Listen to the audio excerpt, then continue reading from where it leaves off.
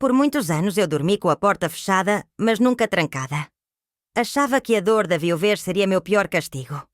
Mas eu estava errada. O verdadeiro pesadelo começou depois. No começo achei que era só o ranger da madeira. Uma tábua solta. Uma janela batendo. Mas com o tempo percebi... Era ele. Toda a noite, sem falhar uma sequer, ele atravessava o corredor como quem já sabia o caminho. Não batia. Não falava. Só... entrava. E ficava lá. Em silêncio. Me olhando. Ou pior, fazendo o que bem entendia, sem dizer nada. Como se eu fosse... nada. Era o pai do meu marido. O homem que me abraçou no enterro, que jurou me proteger, que chorou dizendo que eu era como uma filha. Mas no escuro, ele não era nada daquilo. Você já implorou em silêncio? Já quis gritar tão alto que a sua garganta fecha, mas sabe que ninguém ouviria mesmo? Eu sim. E quando finalmente juntei coragem para contar, as palavras morreram antes de sair, porque ele sabia exatamente onde tocar. Não no meu corpo, na minha vergonha. Mas eu cansei. E o que aconteceu depois? Mudou. Tudo. Mudou a forma como me vi no espelho. Mudou o que eu sou hoje. Se você acha que já ouviu tudo de uma história, essa aqui ainda nem começou. Comente de qual cidade você está assistindo. E não esquece de deixar o like para fortalecer esse espaço onde as vozes esquecidas ganham vida. Meu nome é Amélia, e esta história começa onde muitas terminam. No enterro do homem que eu mais amei na vida. Aquele caixão fechado, coberto de flores brancas e silêncios sufocados, carregava não só o corpo do meu marido, mas toda uma vida que eu havia sonhado construir até o fim. João morreu de repente.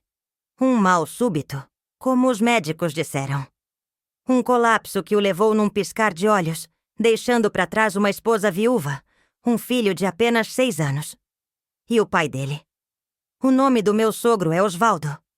Um homem de fala. Mansa, olhar baixo e mãos calejadas de décadas na lavoura.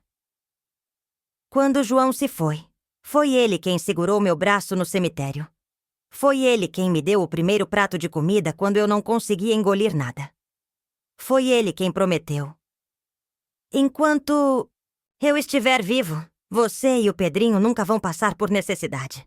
Naquele momento eu acreditei. Não porque era bonito ouvir aquilo, mas porque ele parecia genuíno.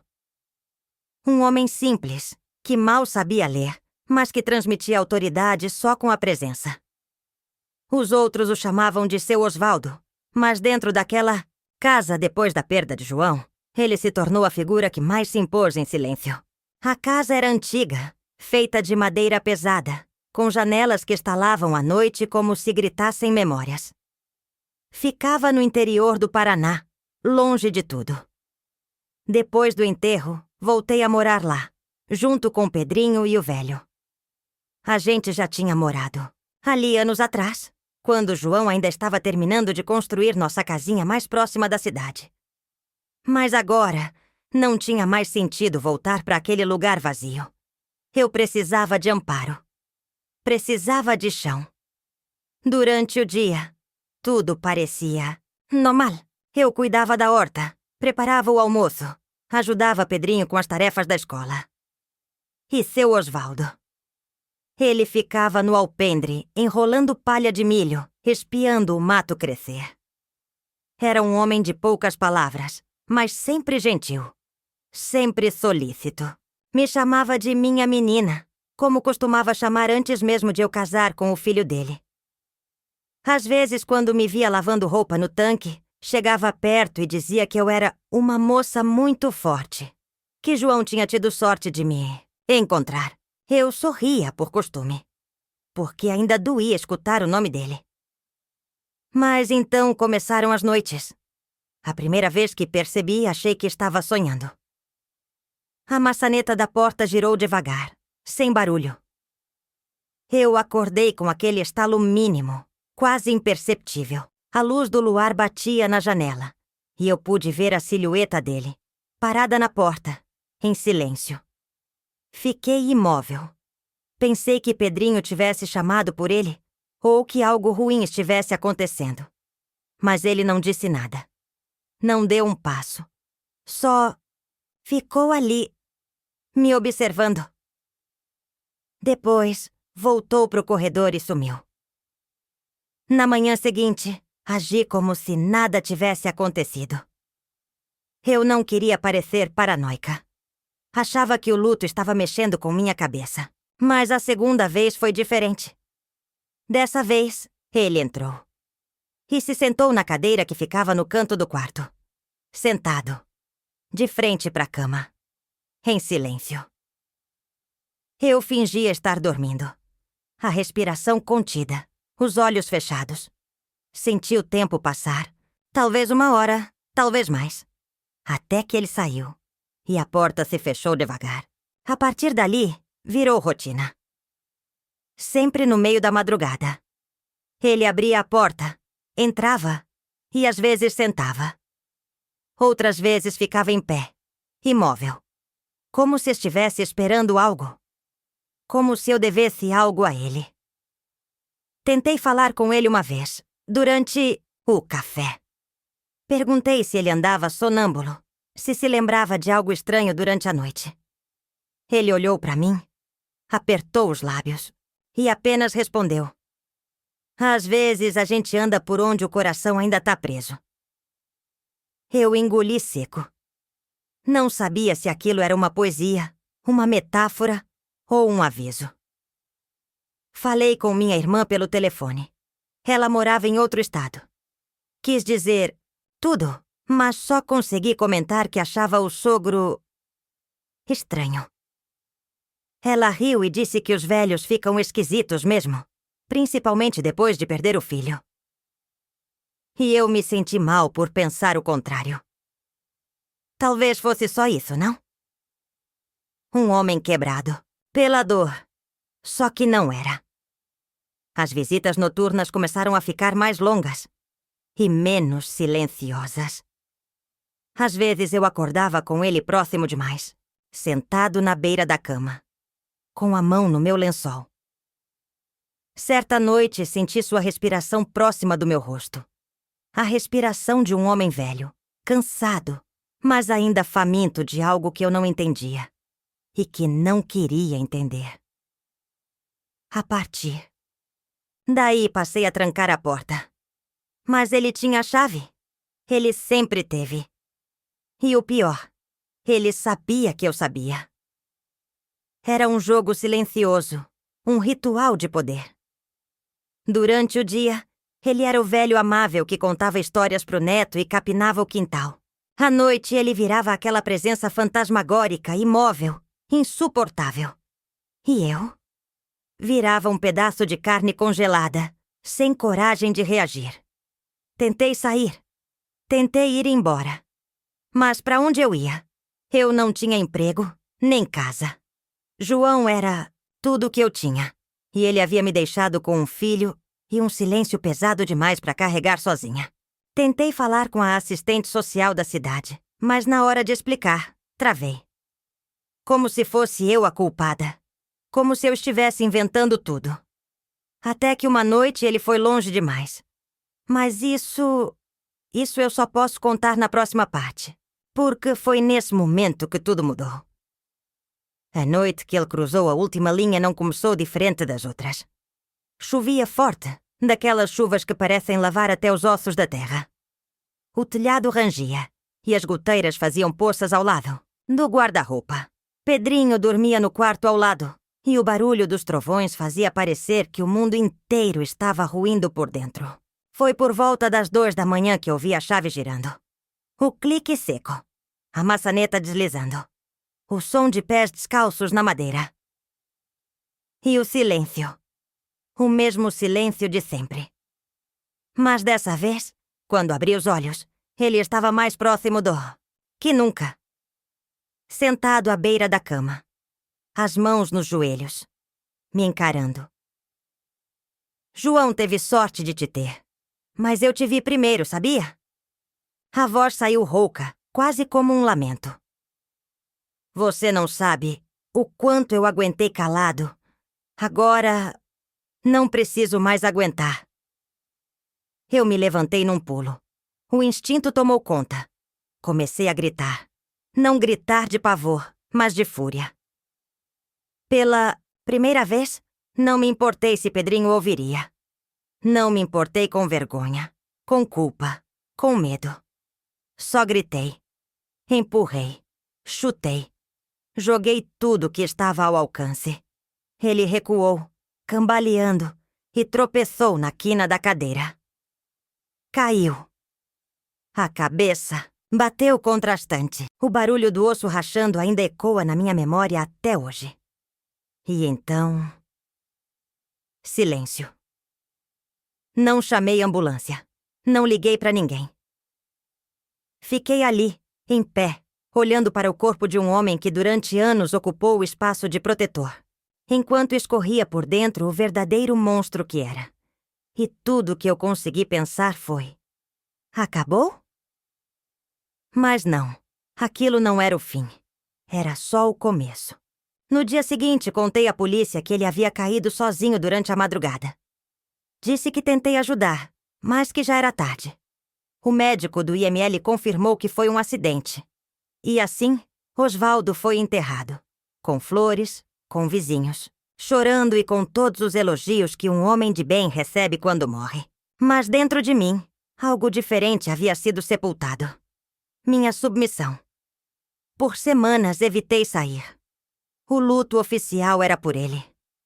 Mas o que eu vivia em silêncio era um outro tipo de luto. Um que não tem nome. Um que ninguém reconhece. Um que não aparece em certidão de óbito.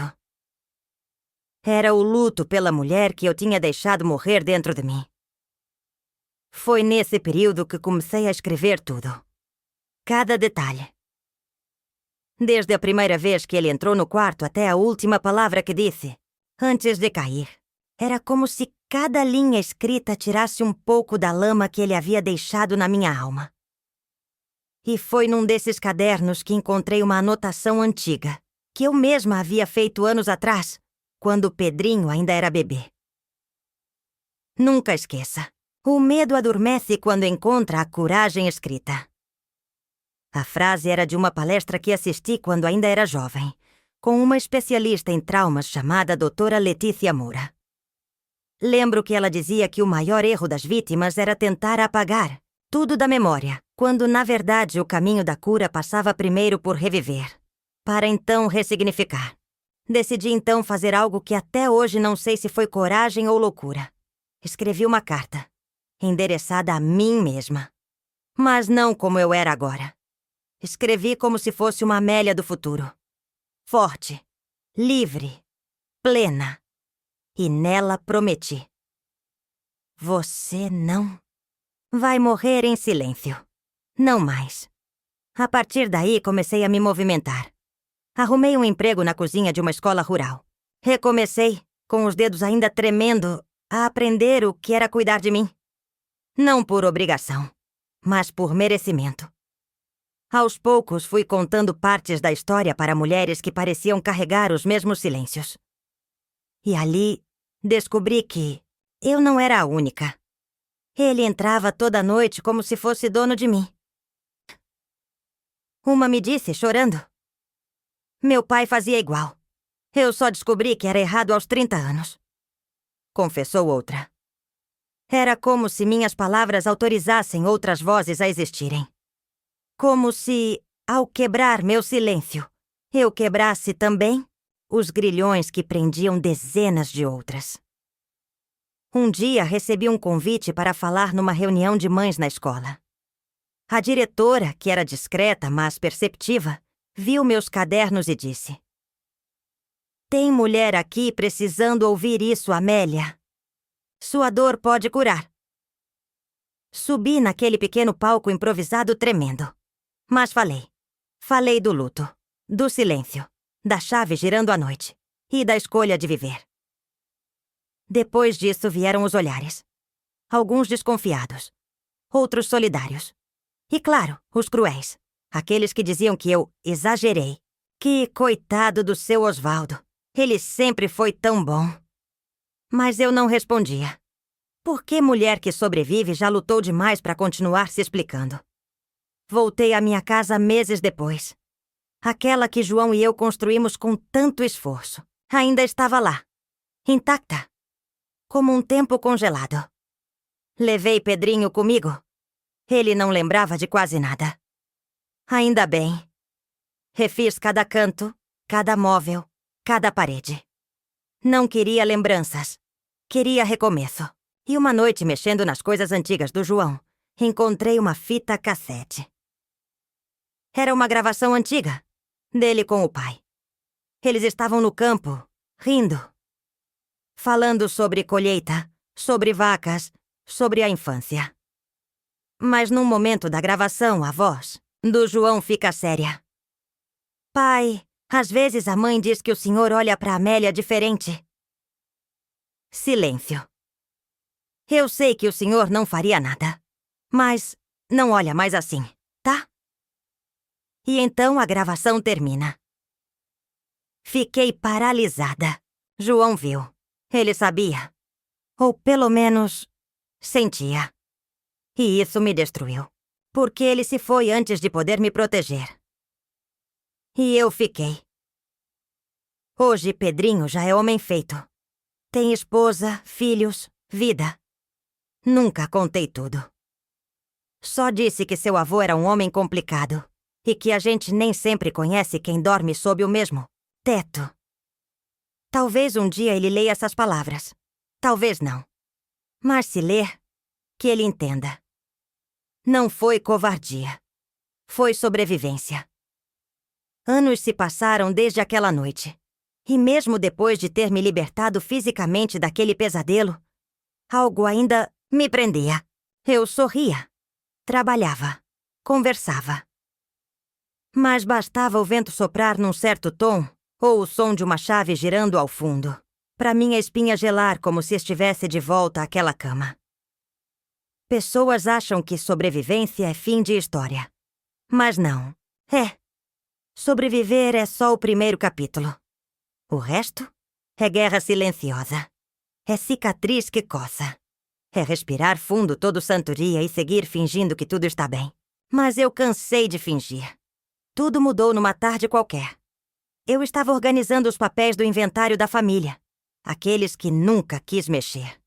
Dentro de uma caixa de sapato entre contas velhas e cadernos escolares do Pedrinho, encontrei uma pasta amarelada. Na capa, escrito à mão. Testamento, Osvaldo Ferreira de Souza. Meus dedos tremeram. Abri com o coração disparado. E lá estavam as últimas palavras jurídicas daquele homem. Datadas 3 meses antes da sua morte. Nele constava o seguinte. Deixo meus bens à minha nora, Amélia, por reconhecer nela uma dedicação que vai além do papel de esposa do meu falecido filho. E por motivos íntimos e pessoais, que não desejo declarar neste documento. Meus olhos arderam. Fiquei imóvel. Motivos íntimos? Não era generosidade. Era culpa. Era controle, mesmo depois da morte. Ele queria que eu me lembrasse dele todos os dias. Que cada centavo que eu usasse fosse um lembrete de que tudo vinha dele. Que mesmo morto, ele me sustinha. Me marcava. Me prendia. Mas foi aí que o plot twist se revelou. Dentro do envelope, havia também uma segunda folha. Um rascunho. Um testamento anterior. Nele, ele deixava tudo para uma mulher desconhecida. Irene Rocha. Nome que jamais ouvi. Nenhuma parente. Nenhuma conhecida. Fiz o que qualquer pessoa faria. Procurei. Liguei. Pra cartório, olhei registros antigos da cidade. E depois de semanas achei. Irene Rocha era uma ex-empregada da Casa da Fazenda, que trabalhou com a família quando João ainda era criança. E o mais assustador. Irene faleceu jovem, com apenas 27 anos, num acidente doméstico, que nunca foi bem explicado. As datas batiam. O rascunho do testamento era da mesma semana da morte dela. Foi aí que a ficha caiu. Irene provavelmente também havia sido vítima dele. Talvez engravidado. Talvez ameaçada. E quando ousou se afastar? Acidente. O testamento poderia ter sido uma forma dele tentar se redimir. Deixar algo para ela. Mas desistiu no último minuto. Ou foi impedido. O ciclo era antigo. Muito. Mais antigo do que eu imaginava. Ele não começou comigo, nem terminou comigo. Lembrei da gravação de João. Daquele aviso sutil. E comecei a ligar os pontos. João sabia de algo. Algo que ouviu. Talvez ele tenha tentado confrontar o pai e pago o preço com o próprio silêncio. Ou com a própria saúde. Ele adoeceu rápido. Demais. E até hoje. Ninguém entende exatamente como. Aquilo me consumiu por semanas. Senti como se estivesse presa num labirinto construído por mãos invisíveis. Cada pista que eu descobria revelava outra, ainda mais sombria. Até que uma carta chegou. Era de um homem chamado Mário Rocha, irmão de Irene. A carta dizia: durante anos suspeitei que minha irmã não caiu da escada como disseram. Ela ligou para mim 2 dias antes de morrer, chorando, dizendo que o patrão a pressionava para algo que ela não queria. Quando fui à fazenda, disseram que ela tinha viajado. 2 dias depois, o caixão chegou fechado. Nunca consegui abrir um processo. Faltavam provas, mas nunca esqueci. E quando vi seu nome relacionado ao inventário do Osvaldo, entendi tudo. Você não está sozinha. Nunca esteve. Eu chorei. Não de tristeza, mas de uma catarse tão profunda que parecia que todas as amarras da alma tinham se rompido. Pela primeira vez, alguém de fora via o que eu vivi. Validava. Confirmava. Existia um outro lado. Uma rede invisível de silêncios compartilhados, agora se rompendo. Decidi, então, vender a casa da fazenda. Peguei tudo que recebi no inventário e doei para um centro de apoio a mulheres vítimas de violência em zonas rurais. Coloquei o nome do centro de Irene Rocha. Me perguntaram se eu não achava exagero. Se não era melhor usar o dinheiro para viver bem. Eu respondi com um sorriso. Eu tô vivendo bem. Pela primeira vez. E foi só aí que percebi. O verdadeiro testamento que ele me deixou não estava naquele papel. Estava na minha pele, na minha história, nos anos que eu deixei de viver e nos que decidi reescrever. E agora, eu escrevo com tinta própria. Não, com a sombra dele. Pedrinho me liga toda semana. Às vezes, diz que sonha com o pai. E outro dia comentou: mãe, sabia que agora entendo aquela frase que você me ensinou? A do medo que adormece quando a coragem é escrita. Acho que você é a pessoa mais corajosa que eu conheço. Engoli seco. Sorri. Porque aquela frase era tudo o que eu tinha segurado a vida inteira. Hoje escrevo cartas para mulheres que nunca vi. Participo de círculos de apoio. Dou palestras. Me tornei o que um dia precisei. E não tive. Mas mesmo agora, enquanto conto isso, sei que muitas ainda vivem o que vivi. E por isso te digo, olhando nos teus olhos através da tela: se você ouviu até aqui, talvez seja porque sua alma reconheceu algo. Talvez você carregue um silêncio parecido. E se carrega, eu não preciso saber o nome. Só te digo, você não está sozinha. Nunca esteve. E antes de encerrar, uma última revelação. Algo que só contei a 2 pessoas na vida. Pouco antes de morrer, Osvaldo sussurrou uma frase. A frase que me assombra até hoje. Ele disse: não era só você.